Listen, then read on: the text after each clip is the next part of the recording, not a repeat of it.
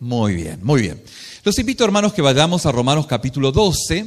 Estamos en Romanos capítulo 12. El título de la enseñanza de esta mañana es: presenten sus cuerpos como un sacrificio vivo a Dios. Presenten sus cuerpos como un sacrificio vivo a Dios. Obviamente que el título ya nos dice hacia dónde vamos, pero decir solo esto es decir, bueno, lo entiendo, pero ¿qué quiere decir con presentar nuestros cuerpos como sacrificios vivos a Dios? Tengo una noción, pero quiero entender claramente lo que la palabra me está afirmando sobre este principio.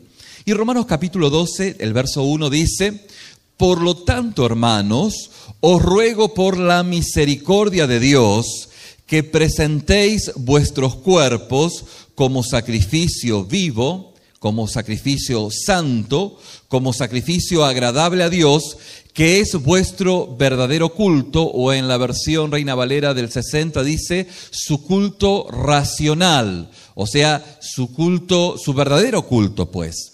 No os conforméis a este mundo, sino transformaos por medio de la renovación de vuestro entendimiento. Hay una transformación, una metanoia, un cambiar nuestra mente. Pero no solamente el cambiar nuestra mente, sino que hay una comprobación. En el griego es dokimazo, una comprobación. Esto ya lo hemos hablado meses anteriores, ¿no? ¿Para qué? Para que comprobéis cuál es la buena voluntad de Dios, porque la buena voluntad de Dios, ¿cómo es? La buena voluntad de Dios es agradable y es perfecta. Fíjense que el domingo 7 de enero, o sea, hace 2 domingos atrás, dijimos que toda la vida, toda su vida, toda mi vida es el brillo de lo que realmente usted valora, de lo que usted realmente almacena, de lo que usted realmente atesora. Eso es lo que es la vida. Por lo tanto, toda la vida al final del día es un acto de adoración. Diga conmigo, mi vida es un acto de adoración. Ahora, ya sea Dios o algo más, No solamente usted dice, mi vida es un acto de adoración. Bueno, sí lo es. El punto es a qué usted está adorando. Por lo tanto, ¿qué es lo que usted valora? ¿Qué es lo que usted almacena? ¿Y qué es lo que usted atesora? No hace falta exponer a nadie. El Espíritu Santo lo está mirando y está llevándolo a esa visión introspectiva en su diálogo interno. Y usted está diciendo, reflexionando en torno a lo que usted valora, almacena y atesora. Y si usted valora, almacena, atesora a Cristo, entonces Cristo es la perla de gran precio. Amén. El domingo pasado también dijimos, hablando de la misericordia, a lo que vamos a continuar el día de hoy, dijimos que la misericordia no es débil, ni es tampoco debilidad. Porque el apóstol Pablo dice, por tanto, hermanos, os ruego por las misericordias de Dios. Y dijimos el domingo pasado que la misericordia de Dios no tiene nada que ver ni con ser una persona débil, ni con la debilidad. Por eso que el apóstol Pablo en Romanos 12, él explica este concepto y nos dice, como nos dice en el versículo 17, esto lo hemos ya compartido, estamos introduciéndonos, y como buen,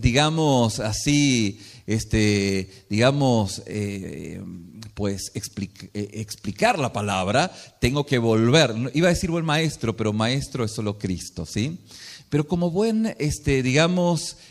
aquel que está compartiendo la palabra y aquel que quiere llevar el hilo de pensamiento, estamos volviendo hace 2 domingos al domingo pasado para continuar este domingo. Y dijimos que el versículo 17 nos habla acerca de esa misericordia que no es débil ni es debilidad. ¿Por qué? Porque la misericordia aborrece la maldad, ¿sí o no? Esto es un hecho, la misericordia aborrece la maldad. Pero en nuestras relaciones personales no debemos devolver a nadie mal por mal, ¿sí o no? La misericordia tiene esta característica. La misericordia conoce el significado de ser herido y ofendido, Pero, como dice el versículo 19, no busca venganza por sí misma. Es la misericordia quien conoce lo que es tener enemigos. Pero la misericordia dice, si tu enemigo tiene hambre, dale de comer. En esencia, la misericordia dijimos que no es débil, tiene una columna vertebral irrompible. Sin embargo, es muy suave si la tocamos. Esto es la misericordia. Y Pablo comienza así en el versículo 1 de Romanos capítulo 12. Les ruego pues, hermanos, por las misericordias de Dios. En otras palabras, apelo a ustedes. Por lo tanto, es decir, apelo a ustedes sobre la base de lo que ha sucedido antes, en lo que he explicado antes en los primeros 11 capítulos. 11 capítulos que a nosotros nos llevó más de 2 años desarrollarlos. En estos 11 capítulos apelo, hermanos, les ruego, hermanos, por las misericordias de Dios. Ahora, dice el apóstol Pablo, al rogarles, al apelar a ustedes por las misericordias de Dios, los llamo al capítulo 12, el capítulo que estamos aquí, hasta el capítulo 16, a un tipo de vida que es un tipo de vida con un fundamento muy sólido, con un odre o con un contenedor muy sólido que solidifica sus vidas en la misericordia de Dios. En otras palabras, mi querido hermano, construye tu vida cristiana en lo que has aprendido del capítulo 1 al capítulo 11 de Romanos. Hunde tus raíces ahí y tu fruto será el fruto de un verdadero hijo de Dios. Y el apóstol Pablo resume el fundamento, este fundamento de 11 capítulos, por las misericordias de Dios. Con esta máxima, con esta frase que realmente nos cautiva, y en esta mañana vamos a ahondar como lo hicimos el domingo pasado y el anterior, y vamos a continuar dándonos un clavado en lo que el apóstol Pablo nos está enseñando por la obra del Espíritu. Les ruego pues, hermanos, les imploro, apelo a ustedes por las misericordias de Dios. Esa es la suma, esa es la síntesis de 11 capítulos y 2 años de enseñanza. Por las misericordias de Dios. Dios ha sido maravilloso y Dios ha sido misericordioso con nosotros a través de la muerte y la resurrección de nuestro Señor Jesucristo. Por Cristo, los que creemos en Él, dice la palabra y el apóstol Pablo lo desarrolla, somos justificados por la fe y fuimos reconciliados con Dios. Es que en algún momento le hemos hecho el feo a la comida de Dios y Dios nos sacó de la cocina y nos condenó a comer comida basura. Y esa comida basura obviamente pues enferma, el mundo está enfermo. Cuando nos hemos reconciliado, diga conmigo, reconciliados. Nos hemos reconciliado con Dios o con el chef, ¿sí? Salvando las diferencias, obviamente, para poder entenderlo.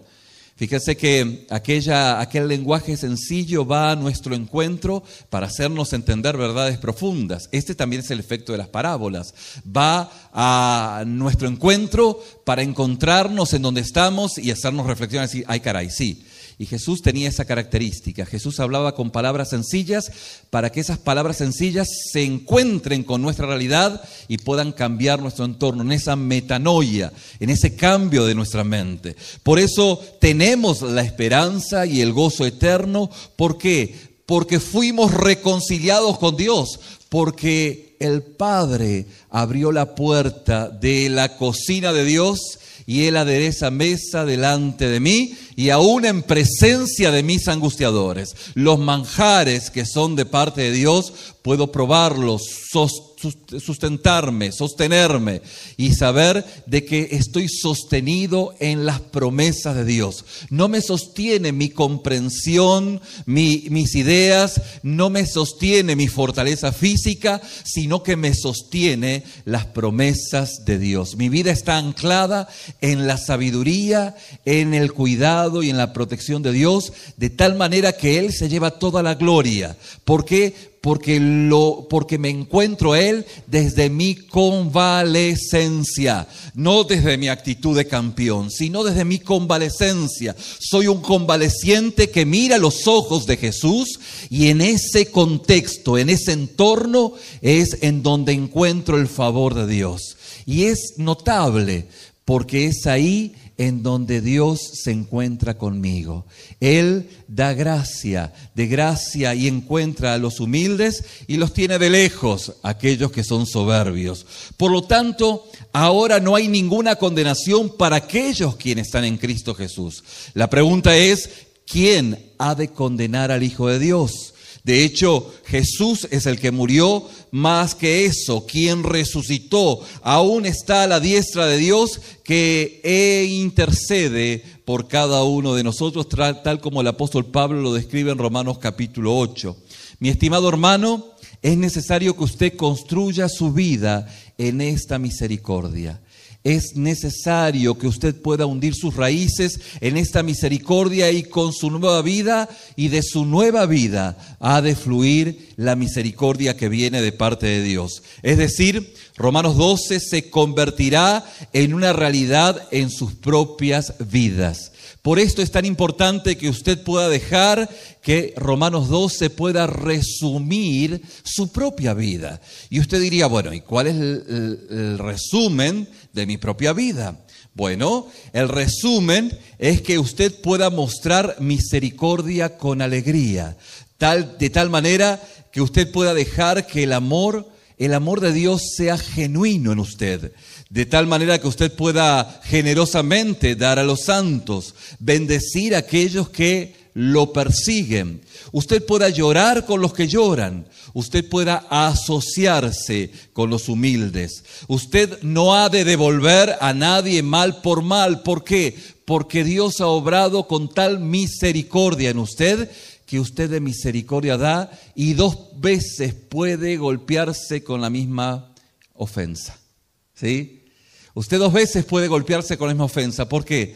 Porque cuando alguien lo ha ofendido y usted ha perdonado, ya se ha olvidado, y puede otra vez volver a creer. No se cansa o no se niega a volver a amar nuevamente. Usted nunca se ha de vengar, y si su enemigo está hambriento, usted lo ha de alimentar. ¿Por qué? Porque usted ha de mostrar misericordia con alegría. Y esto es el edificar nuestra vida con misericordia y ser además misericordioso.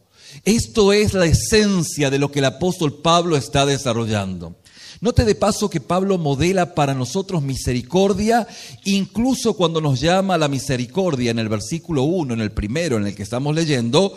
Él usa la palabra amable y tan encantadora: les ruego, les ruego. Fíjense que esta palabra, les ruego, el apóstol Pablo la desarrolló un poco más, ampliamente, en el libro de Filemón. No digo capítulo 1 porque Filemón tiene un solo capítulo, pero en el versículo 9 de Filemón dice, el versículo 8 dice, apelando o intercediendo por Onésimo, un esclavo, dice: por lo cual, aunque tengo mucha libertad en Cristo para mandarte lo que conviene, o sea, Pablo le dice a Filemón, mira, si yo quiero te puedo tronar los dedos y tú tienes que hacer las cosas, ¿bien? Dice el versículo 9 de Filemón: más bien te ruego por amor, siendo como soy, Pablo, yo anciano y ahora además prisionero en Jesucristo. Y fíjense que el rogar es una acción o una actitud de amor de parte de Pablo. Dice justamente, él usa la palabra te ruego, más que pudiese haber dicho te ordeno. Y fíjense que en segunda instancia o en segundo lugar, él dice: os ruego, hermanos, por las misericordias de Dios. Qué maravilloso ejemplo de humildad y ubicación. Pudiendo apropiarse de su función apostólica, es decir, les ruego a ustedes, él se coloca en la hermandad. Él se coloca dentro de aquellos quienes también necesitan ser misericordiosos.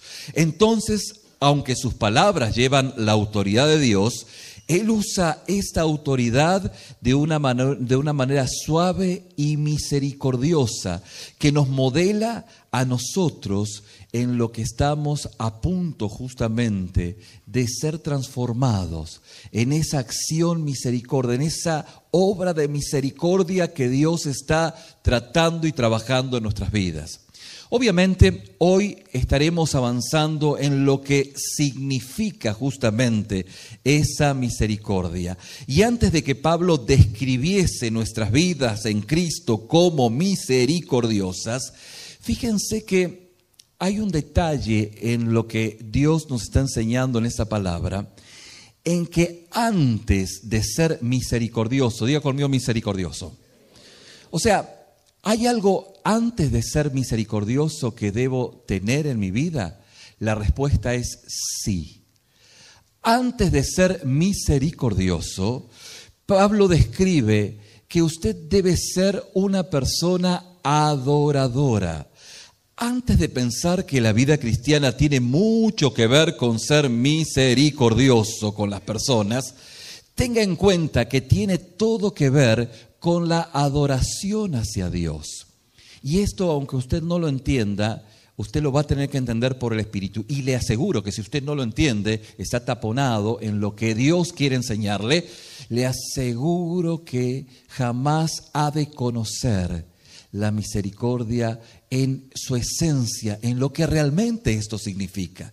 Por eso el apóstol Pablo dice: les ruego, pues, hermanos, por las misericordias de Dios, que presenten sus cuerpos como un sacrificio vivo, santo y aceptable a Dios, que es adoración espiritual, o que es su culto racional.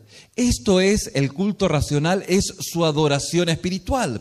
Por eso, antes de entregarnos en misericordia a los hombres, antes de que usted sea buena onda, ¿sí?, usted puede ayudar, fíjense cómo yo ayudo a los hombres, hay algo que el apóstol Pablo nos está señalando como algo muy importante. De hecho, nos debemos dar a nosotros mismos por lejos en adoración a Dios. Antes de entregarnos en misericordia a los hombres, nos debemos dar a nosotros mismos por lejos en adoración a Dios. De hecho, si nuestras buenas obras no expresan el valor de Dios, entonces nuestras buenas obras no son buenas obras, no son misericordiosas, porque no están fundamentadas en nuestra adoración a Dios. Hacer que la gente se sienta cómoda o ayudarla a sentirse bien en el camino hacia el castigo eterno, sin la esperanza y el diseño de que vean a Cristo en las buenas obras que usted realiza, realmente no es misericordia, mi querido. No es misericordia. Si usted se molesta en poder ir desde un hospital a una cárcel o ayudar a alguien con comida de una tienda, pero usted no puede reflejar la obra de Cristo en su vida, permítame decirle que dentro de la perspectiva de Pablo, eso no es misericordia. Al final del día, Bill Gates, ¿sí?, y demás personajes ricos del mundo pudieran hacer lo mismo. Y le digo, mejor que ustedes. Por eso es que es absolutamente importante entender que la misericordia siempre debe apuntar a Cristo. Diga conmigo, la misericordia debe apuntar a Cristo. Por esto es absolutamente esencial que Pablo ponga la adoración por delante de la misericordia y que defina la vida cristiana como adoradora antes de que la defina como misericordiosa. O para decirlo con más cuidado, con mucho más cuidado, Pablo define la vida cristiana como adoración para que pueda ser misericordiosa. Si su vida no es una vida de adoración, oiga, no se engañe, usted no es misericordioso. Si su vida no es una vida de adoración y usted se cree que es misericordioso por las buenas obras que hace, bíblicamente usted no es misericordioso. Porque el misericordioso atesora, valora a Cristo por encima de todas las cosas. Y si usted, mi estimado, pues le importa nada asistir, congregarse, adorar a Dios, oiga, no se me engañe, necesita caminar mucho camino. Porque antes de usted decir, no, yo qué buena gente, qué misericordioso, qué generoso que soy, cuánta ayuda, pero usted no tiene su vida de adoración. Y usted dice, no, yo adoro en mi casa, pero usted no viene a la adoración en la iglesia. Oiga, no se engañe, mi hijo. ¿Y qué decir si usted está adorando acá, alabando a Dios, pero todo el día se la pasa con la banda del tomate, o del limón, o de quién sabe quién? ¿A qué estamos jugando? O sea, dígame, ¿a qué estamos jugando? Es que eso le va a enfermar, yo se lo aseguro, eso enferma. Porque si usted quiere enfermar a alguien, déle un doble mensaje. Porque te amo, te golpeo. Oiga, el amor no hace daño, ¿me explico? Y cuando usted da un doble discurso, usted enferma. No hay mejor manera de enfermar a una iglesia que darle un doble discurso. Pero no hay mejor manera de enfermarlo a usted que no enseñarle lo que la palabra de Dios está indicando. Y si usted se cree que es misericordia, pero usted previamente no es adorador. Yo soy adorador en mi casa. Sí, bueno, pero lo que hacemos internamente se externa en todo, pues. Y esto es parte. Y usted dice, bueno, yo adoro acá, sí, pero está bien, adora acá, pero su vida tiene que ser una vida de adoración. Y no me refiero a que usted cante bien o lo que fuese. Me estoy refiriendo a una vida de adoración. Por eso, como lo dijimos con más cuidado, Pablo define la vida cristiana como adoración para que realmente pueda ser misericordiosa. ¿Está acá todavía? ¿Sí? Si no estamos adorando nuestro comportamiento, es decir, si no estamos haciendo muchas de las misericordias de Dios en Cristo y junto a nuestro comportamiento, realmente no lo estamos adorando y no estamos siendo misericordias y no le estamos dando a la gente lo que más necesita. Y eso justamente no es misericordioso. De hecho, un estilo de vida misericordioso depende de un estilo de vida de adoración. Entonces, antes de que Pablo defina la vida cristiana como misericordia, lo define como adoradora. Recordará lo que dijimos al principio del mensaje. Toda nuestra vida es un acto de adoración.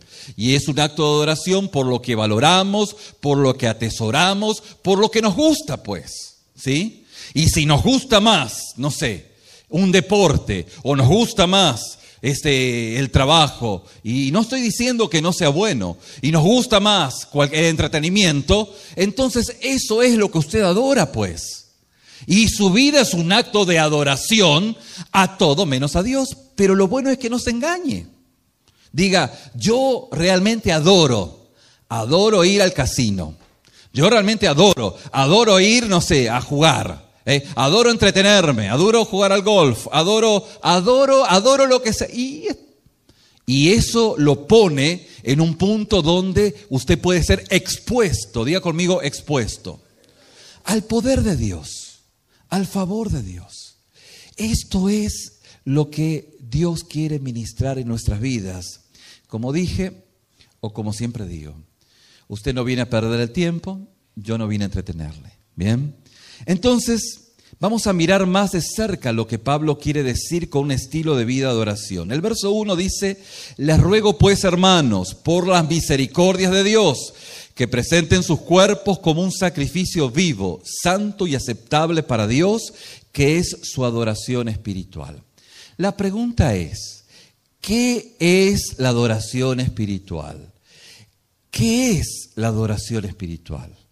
Adoración espiritual, esencialmente, para definirlo en una manera sintética o corta, es una presentación de un sacrificio a Dios. Diga conmigo, adoración espiritual es una presentación de un sacrificio a Dios.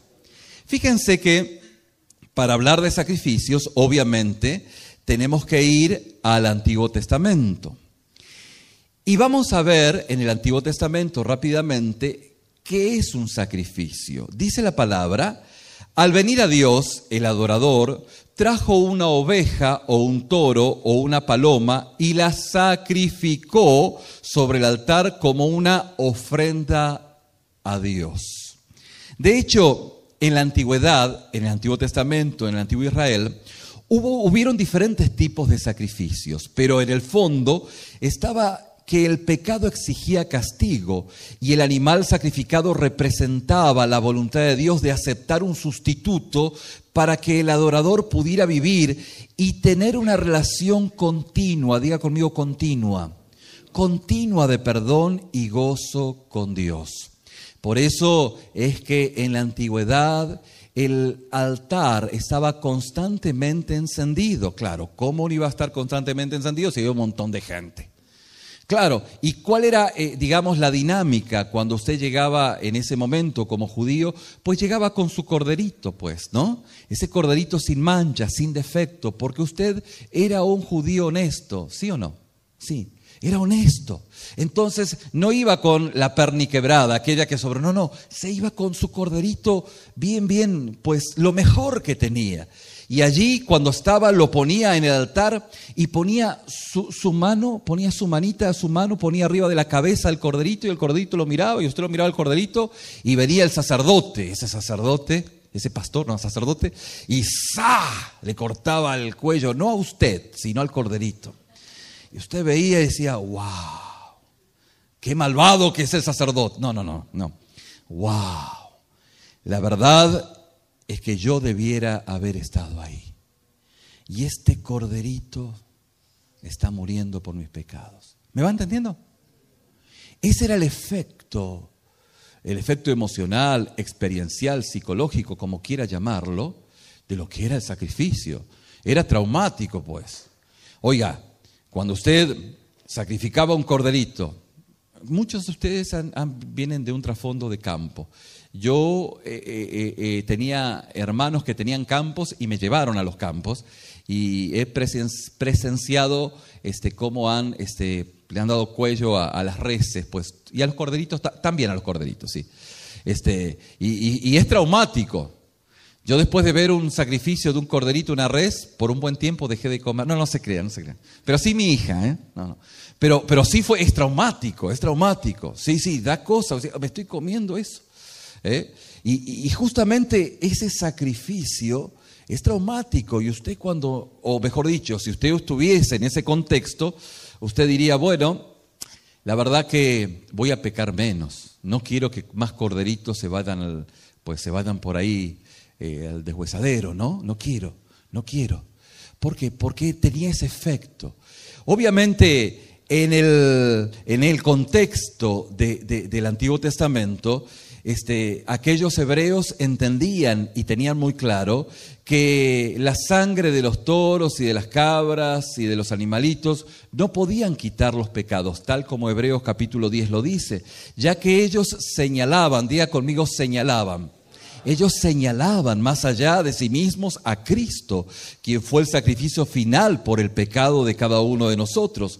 Tal como Pablo lo dice en 1 Corintios capítulo 5. Cristo, nuestro Cordero Pascual, ha sido crucificado. O sea que ha sido sacrificado, ha sido crucificado. Él es el Cordero de Dios, sin mancha, que limpia el pecado del mundo. Él es el único por su sangre que nos limpia y nos ha limpiado a aquellos que por fe hemos recibido a Jesús como nuestro único y suficiente Salvador. ¿Amén? Claro que sí. Ese fue el sacrificio final por el pecado, porque era perfecto y suficiente para todos los que creen. Entonces, solo entonces, cuando Pablo dice que nuestra adoración es presentar nuestros cuerpos como un sacrificio, la pregunta que se levanta es, pues, ¿qué está diciendo? ¿Qué quiere decir el apóstol Pablo cuando dice que nuestra adoración es presentar nuestros cuerpos como un sacrificio? Bueno, para poder entender lo que el apóstol Pablo está diciendo, vamos a tomar las 4 palabras que el apóstol Pablo está desarrollando y vamos a entender muy claramente. Ya, si usted no lo entiende es porque se fue al baño o se durmió, ¿bien? Pero vamos a entender qué está diciendo con esto. Y lo primero que el apóstol Pablo dice, que usted y yo tenemos que entender estas 4 palabras porque van a contribuir a su comprensión de su estilo de vida. Al final del día, al final de la narrativa de lo que el apóstol Pablo está diciendo en estos 2 versículos, es que usted pueda entender, pueda comprender, le pueda caer agua al tanque, le caiga el 20, pueda comprender pues, ¿sí? Y cuando hablo palabras simples, son palabras que quieren llegar acercarse a su comprensión, ¿sí? Y hacerlos ver lo que el apóstol Pablo pues está diciendo. Y así poder cambiar su estilo de vida, de su culto diario, pues, de su vida como una vida de adoración. Y estas 4 palabras son, primeramente, un cuerpo vivo, santo, y luego dice aceptable a Dios. ¿Qué quiere decir el apóstol Pablo con cuerpo? Por la misericordia de Dios os ruego que presentéis vuestros cuerpos. Bueno, dice, el cual es vivo, santo, aceptable para Dios, que es su adoración espiritual. Alguien, mejor dicho, más de uno, en esta mañana, en este auditorio, pudiera decir, bueno, ¿por qué Dios estaría interesado en mi cuerpo? ¿Por qué Dios le interesa mi cuerpo? De hecho, mi estimado, la ofrenda de nuestro cuerpo no es la ofrenda de nuestro aspecto corporal, ¿sí? Sino nuestro comportamiento corporal. En la Biblia, el cuerpo no es significativo por la forma en que el cuerpo se ve, sino por la forma en que el cuerpo actúa. ¿Me va entendiendo? Esto es muy importante. Su cuerpo Dios se lo dio para hacer visible la belleza de Cristo. Y esto es muy importante que usted pueda entenderlo. Y fíjese que Cristo, a la hora de su mayor belleza, era totalmente repulsivo. ¿Qué dijo, pastor? Oiga, que lo desperté, ¿eh? ¿Qué dijo, pastor? Repulsivo, sí. Isaías capítulo 53 nos dice: no tenía forma o majestad para que lo miráramos o lo mirásemos, y no había belleza para que lo deseásemos. Fue despreciado y rechazado por los hombres, un hombre de dolores y familiarizado con el dolor. Mi estimado, la belleza de Cristo es la belleza del amor, no las bellezas de las miradas. Y cuando hablamos de las miradas, tenemos que hacer otro mensaje aparte, ¿no? Porque las miradas son peligrosas, pues. Por eso Adán y Eva, cuando se empezaron a mirar, se tuvieron que cubrir. Porque las miradas pueden producir envidia, pueden producir codicia, pueden producir lujuria. Las miradas son peligrosas, pues. ¿Cómo la ve? Pero eso es mensaje de otros mensajes. De hecho, la belleza de Cristo es la belleza del amor, no las bellezas de las miradas. Su belleza era la belleza del sacrificio, no de una piel totalmente exfoliada, totalmente bronceada. No es esa belleza a la que el apóstol Pablo está diciendo. Dios no exige nuestros cuerpos porque quiere modelarlos para algún semanario, alguna revista semanal. Él quiere ponernos y quiere sacar una selfie para que nosotros estemos en una página web. No. La belleza, Dios no exige nuestros cuerpos porque quiere modelarlos. Él exige nuestros cuerpos porque quiere modelos de misericordia. Él exige su cuerpo porque usted tiene que ser un modelo de misericordia, pues. Y para que usted sea un modelo de misericordia, previamente tiene que llevar una vida de oración. Si no, no es misericordia, son buenas obras. Y al fin y al cabo, el diablo más diablo lo hace para su fin, pero lo hace. Lo que Dios quiere de nosotros es un cuerpo que tenga piedad, no un cuerpo de gimnasta. Un cuerpo que tenga piedad. Y esto es lo que la palabra de Dios nos está diciendo. Dios quiere evidencias. Diga conmigo, evidencias. evidencias físicas, visibles y vívidas de que nuestras vidas se basan en su misericordia, pues. ¿Y cómo va a dar aquello que usted no tiene? Así que, como los fieles en el Antiguo Testamento se negaron a sí mismos algún tesoro terrenal, sea una oveja, una cabra o un toro, y llevaron sus sacrificios al altar de sangre y fuego, así nosotros debiésemos negarnos a nosotros mismos aquellos tesoros terrenales o comodidades y poder justamente cargar aquello y llevar nuestros cuerpos por el amor de Cristo a los lugares y las relaciones y las crisis en donde este mundo nos necesita. Y por ahí pudiese ser o pudiera usted empezar por su familia, pues. No me representa estar con mi familia, no me nace. Prefiero estar con aquellos que se conectan conmigo, pues no es siempre así. Es por eso que tomamos hace un tiempo la sabia decisión de, ahora que la iglesia ha crecido y hace de seguir creciendo, de que la Navidad usted la pase con los suyos. Porque se mira mejor, más lindo, usted se siente más a gusto pasándola con la familia de la fe. Y no se siente tan a gusto pasarlo con aquel que se emborracha, aquel que habla sandeces, aquel que dice quién sabe qué cosas. No es bueno. O sea, no se siente bien. Pero al final del día usted se sacrifica, diga conmigo, me sacrifico. Usted se sacrifica, usted sacrifica su cuerpo, usted sacrifica su tiempo. Usted sacrifica el poder estar en un momento mejor por estar en un momento de crisis. Usted sacrifica su valioso tiempo, porque no dudo que es valioso, por estar sirviendo al necesitado, por estar ayudando al hermano a mudarse de un lado al otro. Usted sacrifica su tiempo, pues. Y esto es lo que la palabra de Dios nos está indicando. Y esto es lo que Él dice, justamente el poder sacrificar nuestros cuerpos. Pero no solamente esto, sino que el apóstol Pablo dice, presenten sus cuerpos como sacrificios vivos, santos y aceptables para Dios, que es su adoración espiritual. Una vida de acciones físicas, de misericordia visible y vívidas, pudiesen resultar en la muerte de un creyente.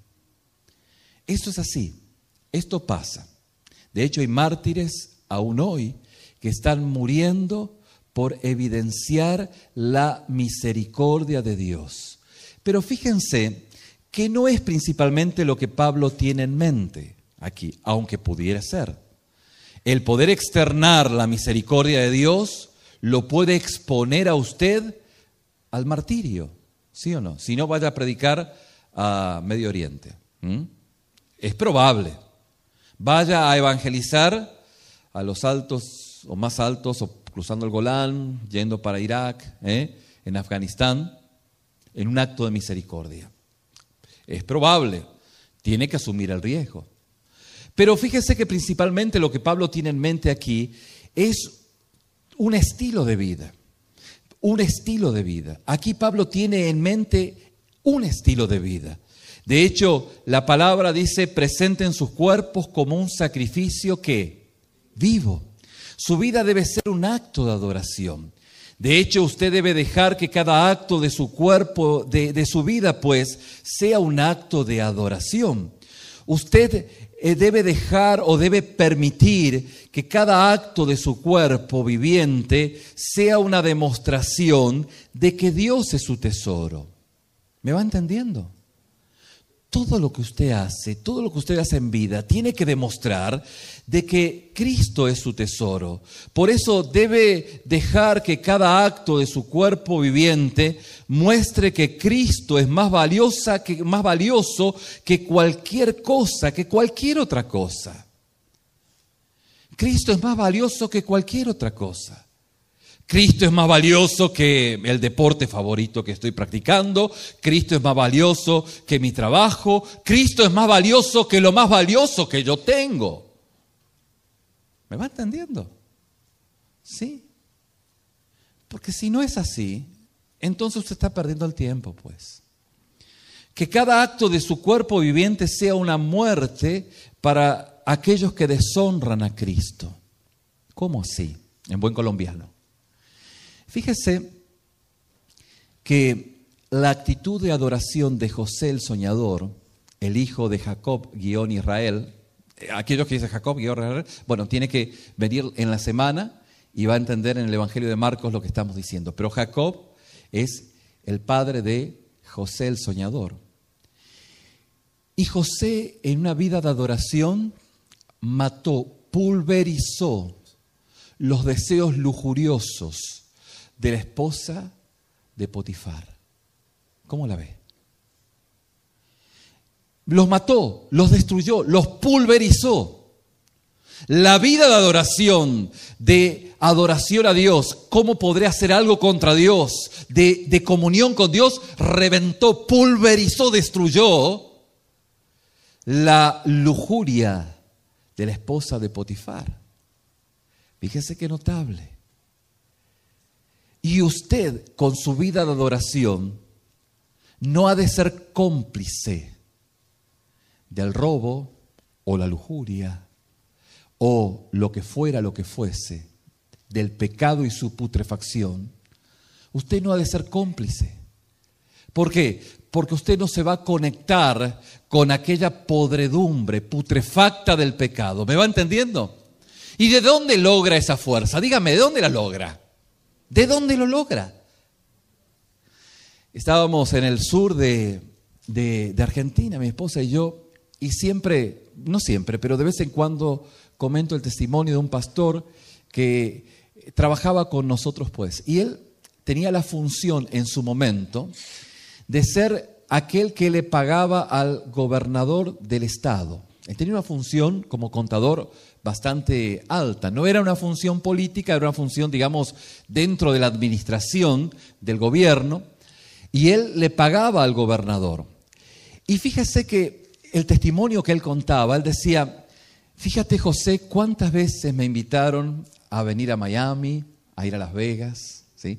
Un fin de semana a Cancún, con el gobernador y sus séquitos, y obviamente yo era el que ponía los cheques, ¿no? ¿Cuántas veces? Un montón de veces me invitaron. ¿Y qué crees? Nunca fui.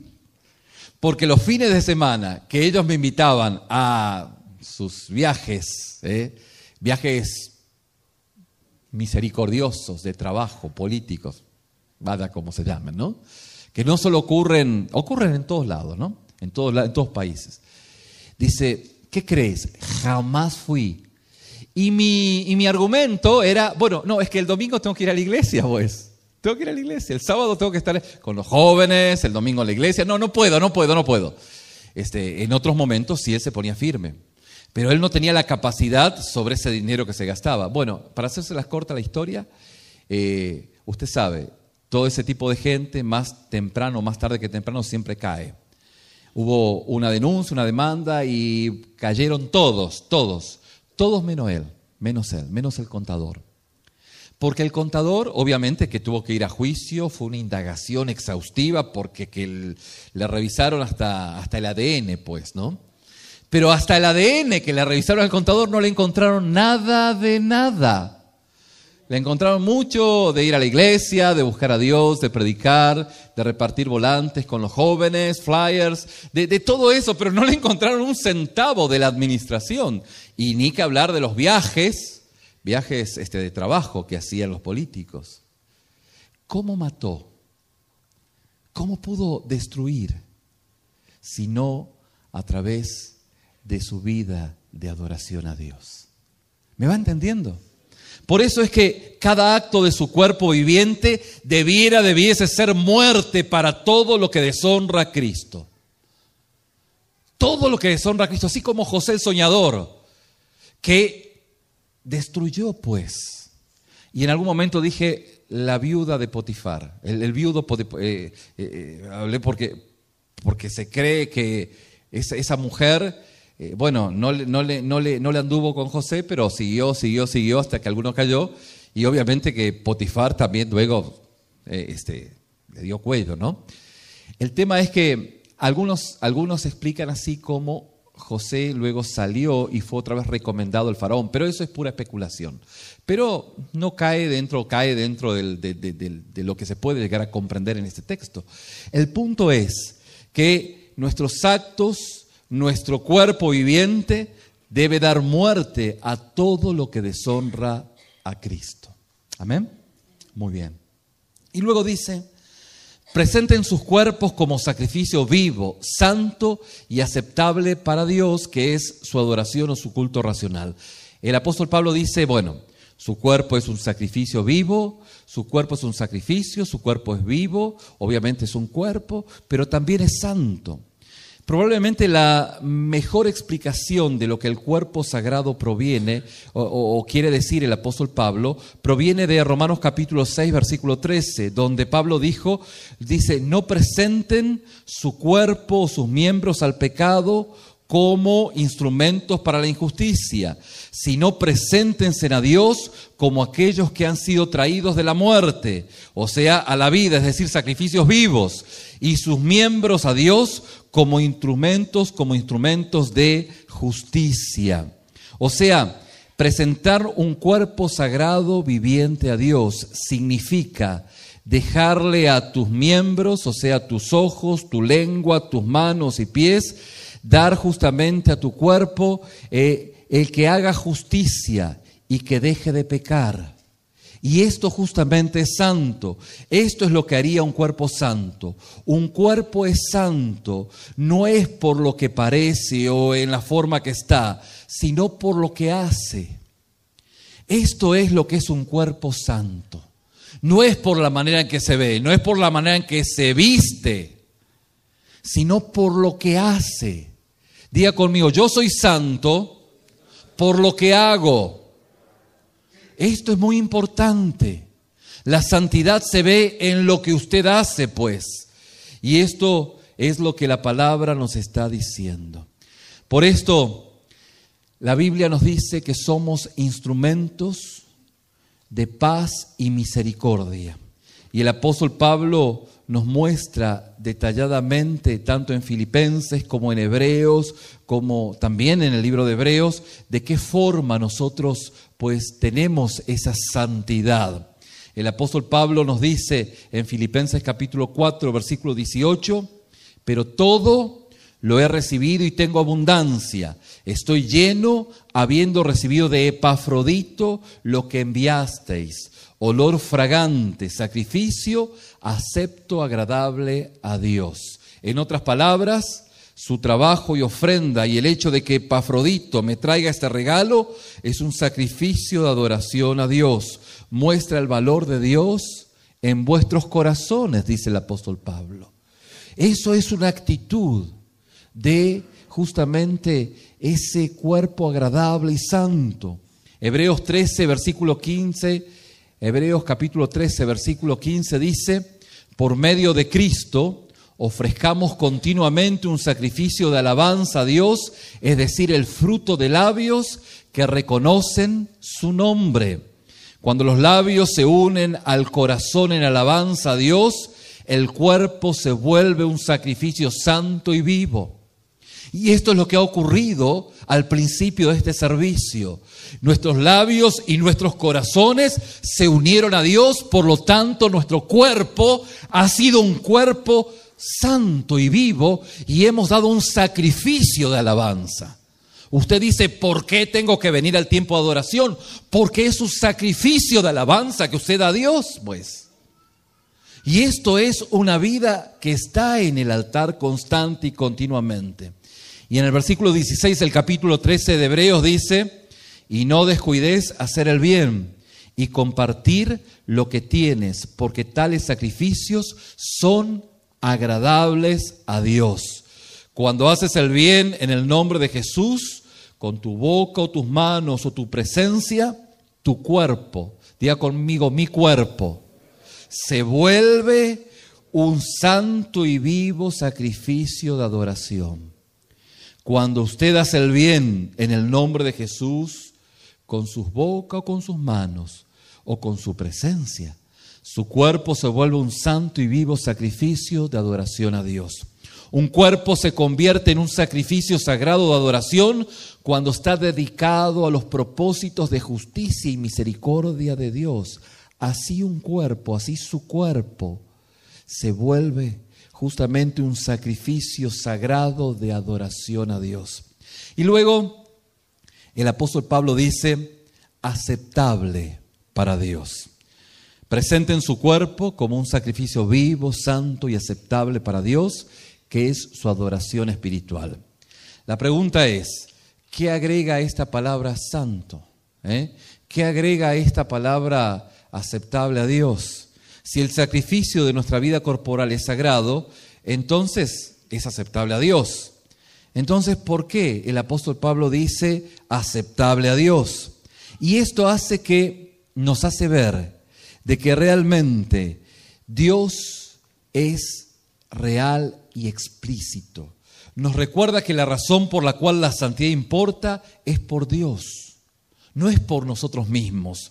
Nos recuerda que todas estas palabras describen un acto de adoración, que es su adoración. Diga conmigo, mi adoración.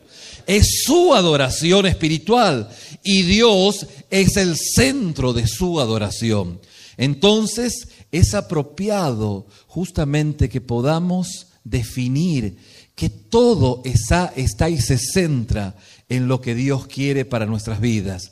Y de esta manera poder culminar como comenzamos. Sea esta un llamado a vivir una vida misericordiosa.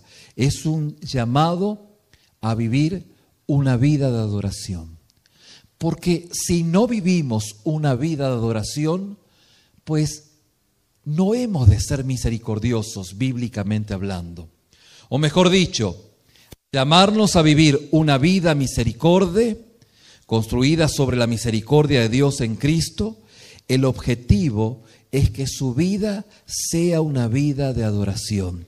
El objetivo de mostrar misericordia, al final del día se resume a mostrar a Dios. Porque si usted está haciendo misericordia, lo que usted tiene que hacer es mostrar a Dios, pues, no mostrar lo buena onda que es. No mostrar lo generoso que es, la paciencia que tuvo. Mira, el sacrificio que hizo. No, eso no es misericordia bíblicamente hablando.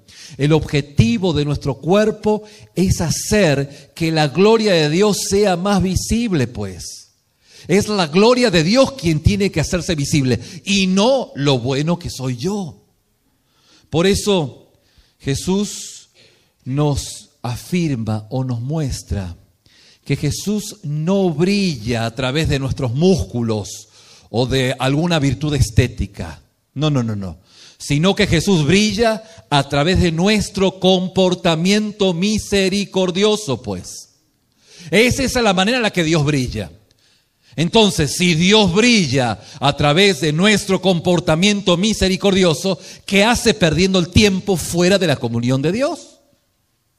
Aunque por ahí fuera fuese necesario caminar, andar en bicicleta, hacer ejercicio, es necesario. Pero, oiga, ubiquémonos pues. ¿Me va entendiendo? ¿Qué está haciendo afuera? ¿Qué está haciendo priorizando otras cosas y no priorizando lo que Dios dice en su palabra?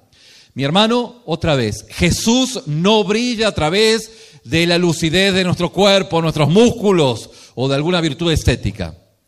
Jesús brilla a través de nuestro comportamiento misericordioso.